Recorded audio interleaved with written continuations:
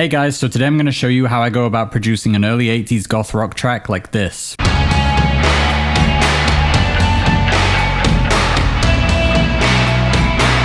I love this style and era of music, and it's a real challenge to produce because I'm not buying old analog gear. I'm using a MacBook and a bunch of digital plugins, so it's a fun challenge to kind of take modern tech and make it sound like something from 40 years ago. So let's jump right in. I'm going to start with the drum beat, and believe it or not, I'm using the Get Good Drums metal kit. I use this in most videos, but usually I'm making metal. Obviously this is different, but I tried a bunch of different kits and this worked best, albeit with a lot of processing on it. So let's just program something in and then I'll break down how I'm actually getting the sound here. And what we're going to program in here, the drum beat is always a big part of this kind of music, especially bands like Bauhaus. Really inspiring drum stuff going on in that band. So we're going to keep something dark, tribal, so let's go with a lot of floor toms.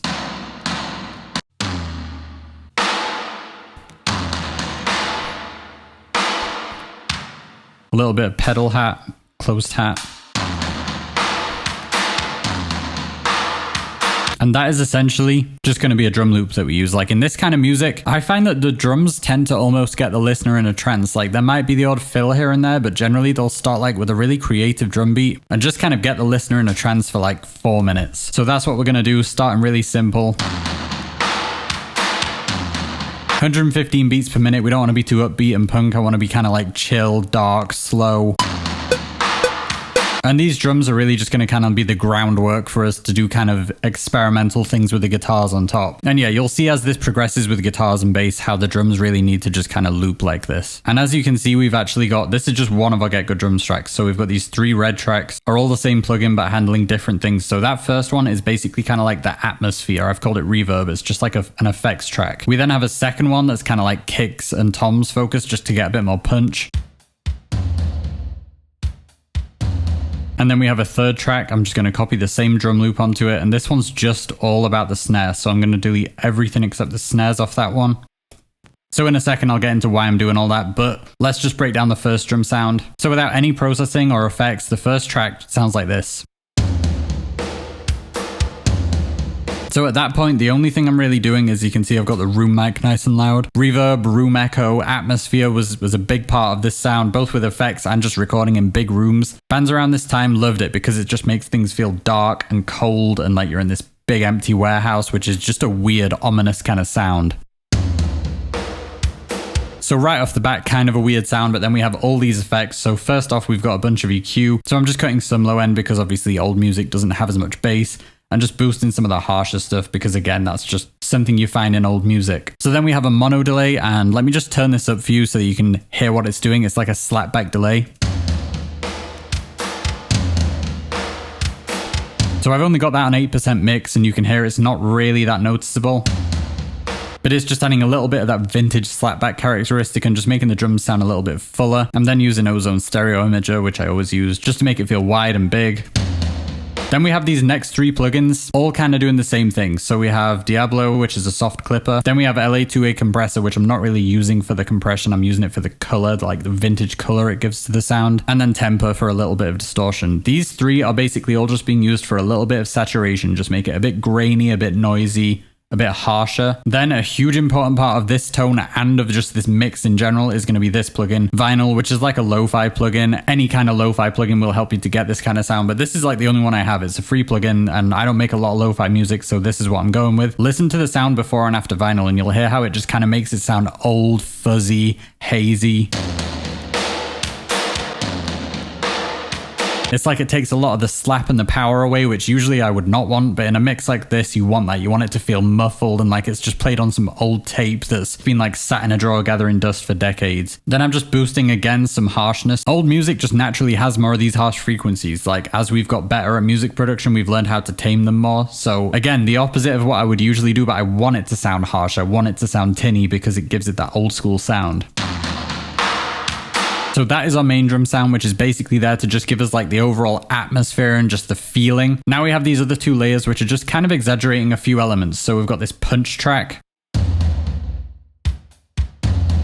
very boring on its own, and that one just doesn't have vinyl on it, and then has fresh air boosting the high end and R bass boosting the low end. So that essentially is just allowing the atmosphere track to deal with the atmosphere, and this one is dealing with the punch rather than trying to get one track to do it all. It's very hard to get both of those things in one place, so that's how I'm getting around this. Okay, now the snare. This is important, which is why I've given it its own track. You don't need me to tell you that snares in the 80s were a big deal. I don't know why, but in the 80s, you can't have a snare that just goes...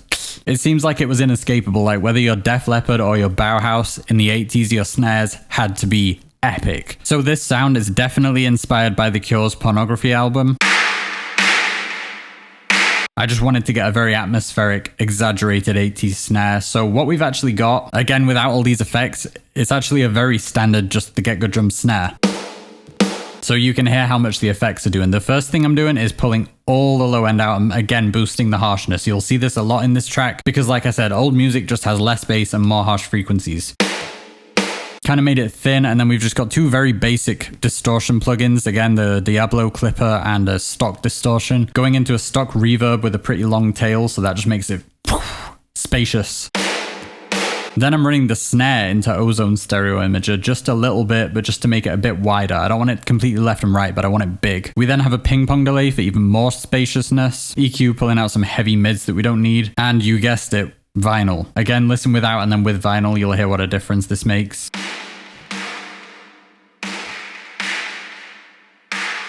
It's the opposite of what I would usually do, but I want it to sound murky and hazy. I don't want to have it too harsh and snappy in the snare. So overall, here is the drum sound we've got with the atmosphere track, the punchy track, and the snare.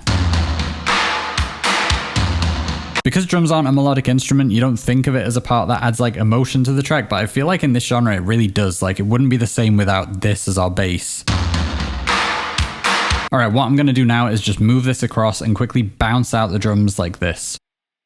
And the reason I've done that is so I can bring that in and put it on this track, drum intro, which is just a bit quieter, and you can see it's low passed very heavily so that we're just going to get this kind of atmosphere. And that way we get a dark intro, and then it'll really hit hard when the other drums come in. All right, so now I want to lay down some guitars on this intro, and we're going to go very, very simple, just a root and a minor second. The thing that really shines in the guitars in this genre is usually the effects more than what is actually being played. Like the effects are just the main instrument. This might have been one of the most creative eras in music ever as far as guitar tones. Like people were going nuts with effects. So that is exactly what we're going to do today, as you'll see. So let me just track that.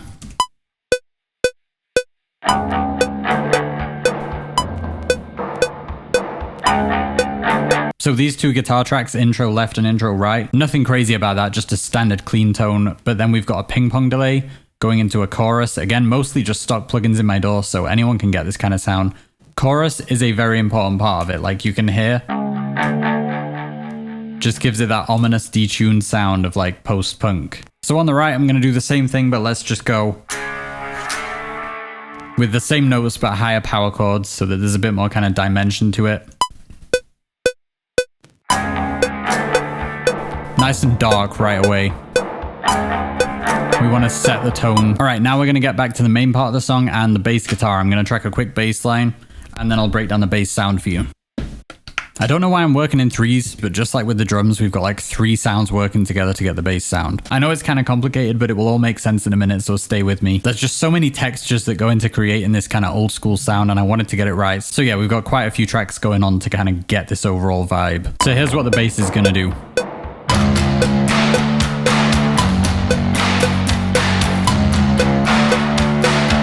Down picking only.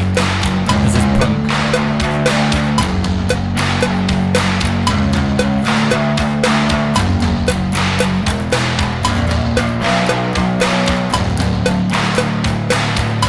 I just want to jump in, guys, and say if you're enjoying this video, hit the like, subscribe with notifications so you don't miss all the videos I have coming up. If you're a vocalist or an artist and you want to buy this track or any of my tracks, the links for that are all in the description below. And if you want to work with me one-on-one, you can reach out via my email or Instagram below. Thank you so much for watching. Let's get back into it. So I'm going to put this bass on every bass track like that, so it's all working together. I'm not multi-tracking. one big powerful bass sound. And before I break down this bass sound, I just want to say I don't know what amps or pickups or instruments Joy Division and Bauhaus and everyone was using at the time. I don't care what they were using. The point of this video and all these videos is to show you that whatever you're using, you can figure out how to get the same sound. Like, I could buy the same amps and stuff as they were using, but I guarantee it would not sound the same. It would be just as much of a headache to figure it out. I mean, so much of these bands' sounds at the time was like the cheap old tape that they were using to record on, the cheap microphones that was all they could get hold of, the weird room echo wherever they were recording. There's so much that adds up to make this experience of like dark 80s post-punk gothic rock kind of music. So these three bass tones working together, the main one is called grunge. This is the loudest one, and it's just kind of like a grungy, growly, low mid, slightly distorted bass tone. Quite heavily distorted, really. So this is the same bass tone I use in most of my videos. We have a little bit of grit coming from the dark glass distortion into the mark bass. This is just a very standard amp. You can see I've got everything turned like around 12 o'clock. The only thing really to note about that amp, because it is just a solid amp that doesn't do anything that crazy, is just that I am using the chorus on the amp, which chorus is just such a crucial part of this kind of sound. Okay, so that's the main bass sound, very standard, very old school, and just something with a strong mid-range and a bit of distortion on top. The next sound is even more basic, like very basic. This is pretty much like a DI with some chorus on it. If you listen, I'll turn the effects off. Listen to how basic this is. Like, I could literally just start with a DI and just put the chorus on like this. So I'm using Cerberus bass amp with a compressor in front of it, but you can use anything pretty much. This one is just adding a bit more chorus. I wanted to get the grungy, growly sound from the first sound. So this one is just kind of giving us a bit more of that ominous chorus vibe. So we've got this free chorus plugin called Project 4, and then we have a stock Cubase one, and then just to make it feel grainy and old, vinyl once again with a lot of wear on it and some mechanical noise. All right, and then the third bass sound, again, quite simple. It's this one is just for clarity, as you can see. And this one, again, I'm using the dark glass for a bit of grit, using some EQs to shape the tone. And then I'm just using the Ampeg SVT3, which I'm using because it has a really strong high and low end and not a lot of mid-range. And that's what we need to fill in. The other two tones are very mid-rangey. So this one's just giving us that clarity on the top and that power in the bottom that we don't have. The only reason I'm not breaking down all the EQ moves is because one, there's a lot of them, and two, it just varies so much mix to mix. There's no point me telling you what I'm doing for this specific track. All right, now we're going to just jump down from the bass track to the synth strings and quickly add something. The great thing about old music is you can use really crap stock sounds and it will sound perfect. Like, this is a very outdated sounding synth string sound, which is exactly what we want. So I'll program something in and just listen. This sounds exactly like The Cure to me. Not too bothered about what notes I use there. We just need the texture and kind of emotion from that one. It's not really a melody. All right, so now we're ready to step it up with a few more instruments, and then we'll get to that crazy guitar sound in a minute, which I'm excited to talk to you guys about because it's just so cool what you can do with like really basic effects to get a crazy guitar sound. I'm going to bring in this 80s drum machine. I used it in the Nine Inch Nails video. I used it in the Rammstein one. And this is just going to layer with our main drums, and it's not really going to be noticeable, but it's again just going to give it a bit more punch and a bit more of that kind of 80s sound, a bit more digital, a bit more like a drum machine. And the only effect I'm using on this, you guessed it, vinyl.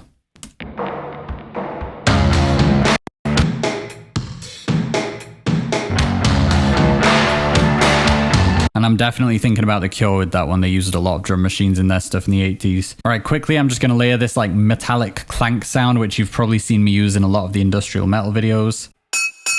So all I'm doing with that is pitching it basically and then putting it through some reverb and vinyl once again to get it sitting in the mix. And I have two tracks. Let me just program it in. I'm basically just pitching it slightly differently with Graylon. So on the first one, we're pitching it up like 2 semitones. And on the second one, I'm pitching it down about 2 semitones. So you can hear this kind of goes ding dong. You hear that?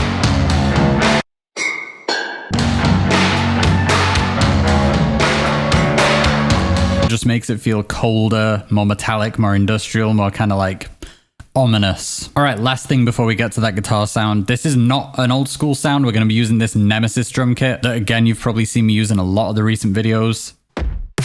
This thing is modern and heavy and exactly not what we want, but I just wanted to find a way to add like the modern punch to this without taking away from that 80s magic, and I feel like I found the sounds within Nemesis to do that. So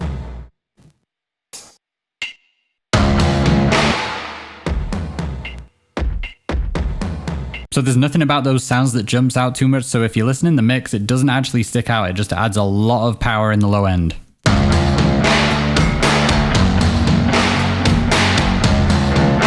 And that's really the goal with this track. I wanted to have modern levels of punchiness and bass without taking away from that grainy 80s like magic. Like that track isn't doing its own thing, it's just getting behind our live drums and just pushing them a lot harder. Like I want this to sound old school, but come on, I mean a lot of music from back then does sound kind of crap these days. Like you don't want it to sound tinny and thin and like too crap. We just want it to sound like the right kind of crap. All right, so this guitar tone, I have to say I'm very proud of this tone. Definitely borrowed from the song 100 Years by The Cure, but I tried to take it even further because I have, you know, modern processing on my side, whereas they just probably had a few pedals in the studio. So here's the guitar sound. Love it. And to break it down, this is a very complicated one. We have technically just two tones working together. It's like a left and right, left and right. And again, we kind of have one that's there for clarity and crunchy, kind of like in your face tone. There's a lot of effects on it, but it's kind of in your face, whereas the other one is like background effects.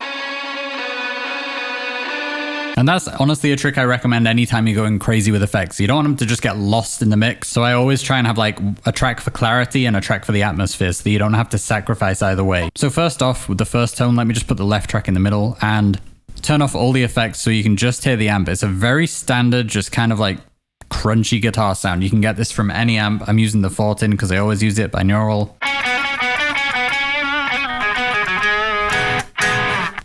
Just a standard kind of slightly overdriven sound. The main key to getting this is using the coil split, which is what I'm doing. If you don't know what a coil split is, I'm essentially using single coil pickups rather than humbuckers. You can't get this like spanky bright sound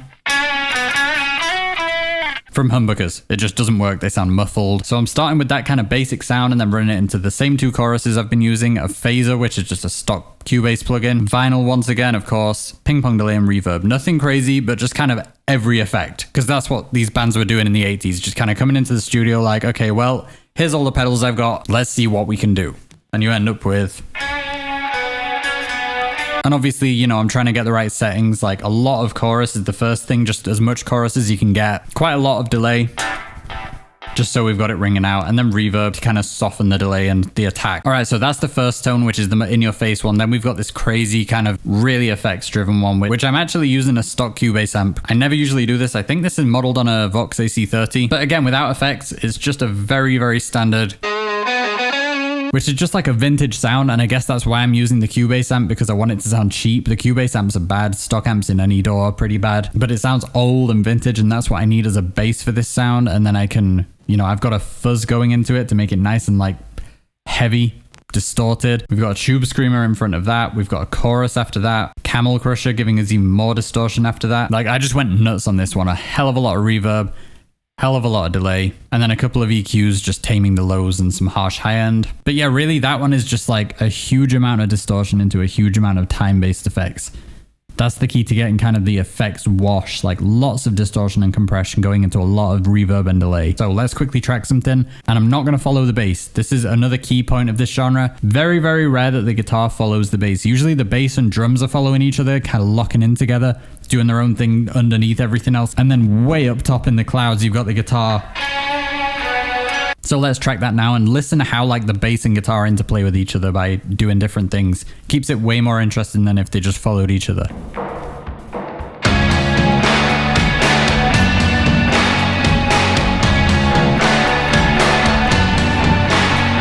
You see what I mean about letting the effects do their magic? Like I'm playing 3 notes on guitar, 3 notes on bass pretty much, and just letting the effects be the instrument. The effects is the thing that shines in this music. All right, and that is all the sounds in this track broken down for you guys, so I'll show you the full mix and how it sounds. The only thing I didn't break down is at the end you'll notice there's like some heavier metal guitars.